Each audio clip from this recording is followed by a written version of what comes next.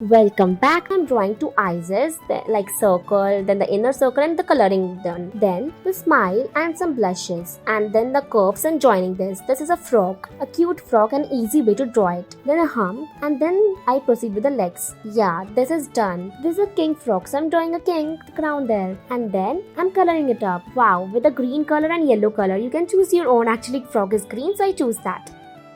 And then I draw a circle, then two humps and cute eyes and a mouth. Then I draw the hands. This is very cute rabbit. It is holding a carrot in his hand. And then a pink one, because rabbit is white, I choose to better leave it off, and then coloring the carrot. For the next one, I draw a circle, then the body. I'm drawing the cute body. Actually, this is a bee. And then I'm drawing the eyes and the patterns on the bee's body. And then a wings, a small wings, because bee doesn't have a good wings. Then the coloring it up.